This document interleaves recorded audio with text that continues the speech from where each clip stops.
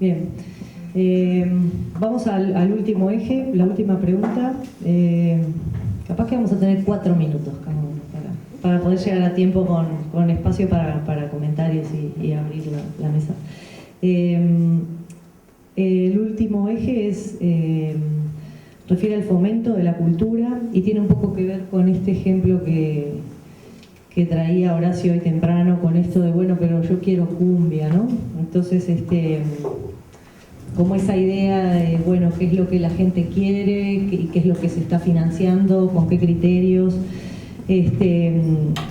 Muchas veces se hacen críticas sobre la distribución del presupuesto en cultura, y hay quienes entienden que el reparto responde a criterios políticos, hay quienes entienden que el reparto tiene que ver con una clase socioeconómica, ¿no? Como decían hoy en la otra mesa, ¿no? Como, bueno, se ha privilegiado de pronto la cultura de la clase media.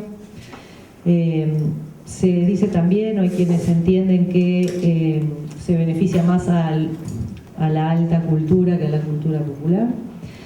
Entonces, ¿en base a qué criterios se debe repartir el presupuesto en cultura?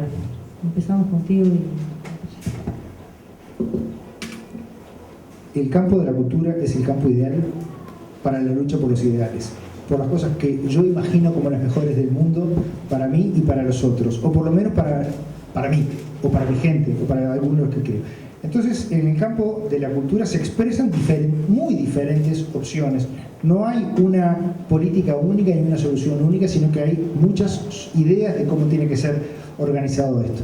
Entonces, cuando uno dice hay criterios políticos, es cierto, si yo voto un partido católico y conservador, evidentemente el resultado, vamos a pensar un partido evangelista como en un país cercano puede llegar a suceder, o un partido musulmán que llega a las elecciones y gana, evidentemente las cosas que va a promover legítimamente, porque tiene el respaldo de la mayoría de los votos, no pueden ser las mismas que otro partido.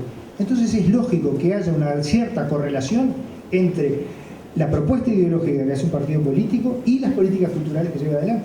Es necesario. No quiere decir esto ni que prohíba ni que elimine propuestas que no sean. Algo menos atenuado pasa a nivel de clase. Las clases, quienes gobiernan son una élite. Hay mucha gente que dice, eso de la política yo no entiendo nada, la política no me interesa, eso son todos unos amigos, bueno, no quieren participar, no desean, no entienden, no saben cómo, no están formados, no tienen oportunidad. Quienes lo hacen son personas que se dedican a eso y tienen sus gustos y tienen sus ideas de cómo son mejor las cosas y tienen sus gustos culturales también, que están de alguna manera marcados. Entonces es razonable que esas cosas sucedan. Ahora, hay que hacer un esfuerzo, por lo menos desde mi punto de vista, desde el punto de vista del Frente Amplio y de la izquierda, de que el pueblo tiene expresiones múltiples. No hay una sola expresión cultural, y no solo el pueblo, también sectores minoritarios que tienen gustos minoritarios y que tienen derecho a tener gustos minoritarios, y que yo tengo que servir también, porque es importante que eso esté comprendido dentro del menú. Entonces esto implica un enorme acto de equilibrismo, de manejo de diferentes balances de situaciones, que implica una cabeza política con formación cultural que sea capaz de entender las cosas que pasan. Creo que eso hay que hacerlo, pero que hay criterios de clase, de gusto, de estética, de partido en cuanto a toma estética de posición, existe y va a existir. No me acuerdo qué otra pregunta. Bueno, la alta cultura, el problema muchas veces es que algunas formas o expresiones de la alta cultura son muy caras y requieren un enorme esfuerzo, quizás, para que un sector de la población se sienta que está consumiendo algo que lo diferencia de los otros. Pero al mismo tiempo hay formas culturales que han llegado a un refinamiento, una calidad y una sensibilidad estética que yo no estoy dispuesto a tirarlas porque no sean el gusto mío o el gusto de la gente que me vota a mí. Me parece que hay que hacer un gran equilibrio, porque en una sociedad democrática las minorías no se eliminan, las minorías se reconocen, se aceptan y se integran. Entonces me parece que este tipo de cosas, las políticas culturales tienen que saber que siempre la receta va a ser más corta que la calidad de la comida que queremos hacer. El menú tiene que ser absolutamente variado y habrá grupos que se hinchen para un lado, que quieran para el otro. No, me tienen que dar más plata para el teatro, no, para las artes plásticas, no, para la cultura viva comunitaria, no, para la ópera, no, para los trabajadores de la cultura, no, para los públicos, para llevarlo donde los públicos están. Todas esas tensiones hay que administrarlas y eso es una tarea de la política. Y por eso es importante también que sea un artista, sea un gestor o sea un político, tiene que tener una cabeza que sea capaz de abarcar esos planos desde donde se mira la gestión política. Creo que se debe repartir el presupuesto. Antes que eso, o sea, o vinculado a eso también, voy a hacer una anotación nada más. El tema del fomento de la cultura, por ahí va también vinculado a la parte del producto cultural, de la diversidad y la variedad de producto cultural y de los actores que lo gestionan. Puede haber a veces un tema de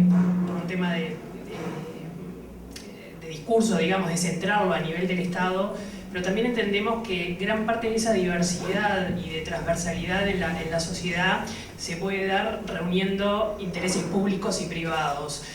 Fomentar leyes de mecenazgo. Hoy en la charla previa también escuché a alguien que decía no se le ocurría que un banco central pudiera tener un gestor cultural. ¿Por qué no? O sea, el tema de las instituciones, las entidades públicas o privadas, en otros lugares, en Chile, en Brasil, en un montón de lugares, son actores fundamentales con centros culturales para justamente ampliar el abanico en cantidad y en calidad de puntos donde la gente accede a distintas expresiones culturales y son también formas de cruzar visiones y culturas con otros países también. Y eso entendemos que suma al ecosistema ese de no dejarlo siempre centrado en órbitas o políticas del Estado. Cuando eso funciona bien, cuando está estimulado, cuando es transparente y cuando está con los fomentos que se debe, genera una efervescencia de esos lados que es un muy buen complemento para lo que surge necesariamente del Estado.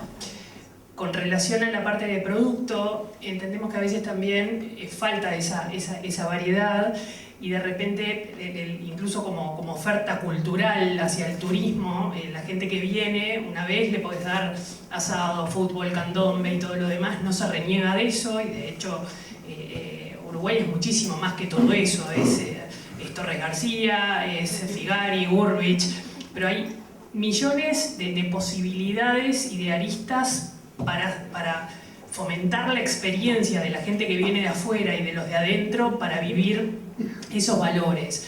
Y la gente que viene de afuera viene una vez, consume eso y ¿qué le vas a ofrecer la vez que venga por segunda vez? O el turismo ahora es mucho más sofisticado que todo eso y tiene que haber como distintas cosas que enhebren y reflejen la riqueza ahora de la inmigración que hay, de cuestiones gastronómicas que exceden lo que puede ser un asado y ese tipo de cosas. Y bueno, en todo eso hay como distintas miradas que deben cultivarse de ese universo que viene como muchas veces repetido de la misma forma y en los mismos formatos, y entendemos que ahora puede haber posibilidades, nuevas generaciones, nuevos institutos de capacitación, nuevas universidades que den posibilidades para alcanzar esa variedad y proponer otro tipo de oferta para los de acá y los de afuera, digamos. Bueno, el tema da para mucho en realidad, porque la pregunta tendría que ser de nuevo parecida a la que se hizo en la mesa anterior. Es, ¿la cultura es ocio y entretenimiento o la cultura es algo esencial en la sociedad que nos va a generar buena convivencia, seguridad, trabajo, gente formada, cultura de respeto, nos va a generar cultura de trabajo, nos va a generar pensamiento? Entonces, lo que hay que entender es que para que la cultura funcione y no se genere esa dicotomía de no quiero escuchar candombe, no quiero escuchar, folclore y quiero escuchar cumbia, el tema es que desde niños nosotros estemos formados en una amplitud cultural. Entonces, el programa del Partido Nacional sugiere la inclusión de las artes dentro de la educación. ¿A través de qué? De artistas en el aula. ¿Cuál es la idea? A través de programas de responsabilidad social empresarial, porque esa es otra parte importante del tema, que es que las empresas entiendan que que fomentando la cultura no solo van a colaborar desde el punto de vista bonito y desde el punto de vista de posicionamiento de su marca, sino que están haciendo un bien a la sociedad que le va a devolver la sociedad, porque se lo va a devolver en mejores trabajadores, se lo va a devolver en mejores consumidores y se lo va a devolver en una sociedad mucho más justa y mucho más efervescente desde el punto de vista económico, que va a favorecer a sus emprendimientos. Entonces, lo que hay que entender es que la responsabilidad social empresarial apoyando la cultura vuelve. ¿Y cómo va a volver? Mejorando la educación. ¿Y cómo vas a mejorar la educación? Incluyendo cultura, además de deporte, que es otro de los factores que también, pero no voy a hablar del tema porque es otra parte del programa. Pero creemos que si no involucramos tanto al Estado como al ámbito privado en el desarrollo de la cultura, como algo esencial en el desarrollo de la educación para la convivencia, para la seguridad y para generar hombres y mujeres de bien, no vamos a entender que la cultura no es solo entretenimiento. Porque el tema es que para muchos la cultura es alguien arriba de un escenario, un cuadro en una pared o la música que me entretiene mientras que hago algún deporte. Y no es así, la cultura es parte esencial de nuestra sociedad y es la que de alguna manera nos ha hecho la nación que somos. Nosotros tenemos que recuperar nuestra matriz cultural, que nos hizo un gran país y que por distintos motivos, y sobre todo en gran parte por la dictadura, hemos como deshilachado esa cultura. Y de alguna manera, a partir del retorno a la democracia, se ha ido de nuevo construyendo. Pero creemos en que hay que fortalecer justamente esa matriz cultural, hay que volver a generar una amplitud de cultura o de artes que le lleguen a las personas para que no solo tengan un consumo cultural sesgado, porque hoy lamentablemente consumen lo que escuchan en el medio o en sus medios, o lo que escuchan en el baile o en el boliche de la zona. Entonces, hay que demostrar otras cosas, hay que abrirle la cabeza, pero no decirle, no tenés que escuchar cumbia, tenés que escuchar ahora tango. No. El tema es escuchar cumbia, pero también escuchar otras cosas. Pero si no lo hacemos desde niños, si no lo hacemos desde la educación, es muy difícil que nosotros lo cambiemos después de adultos. Entonces, no sé si queda algún tema más o es el último. Bueno, como cierre, lo que los invito es a leer, son 6 páginas del programa de cultura del Partido Nacional, en el cual hay 12 puntos que son como, digamos, puntapié de los temas que queremos tratar, y obviamente no están del todo bajados a tierra, son ideas vinculadas a distintos puntos como cultura y educación, puente entre generaciones, museos, infraestructura, pero creemos que cuanto más conciencia haya social de la importancia de la educación, mejores personas vamos a tener y por lo tanto mejor sociedad vamos a tener.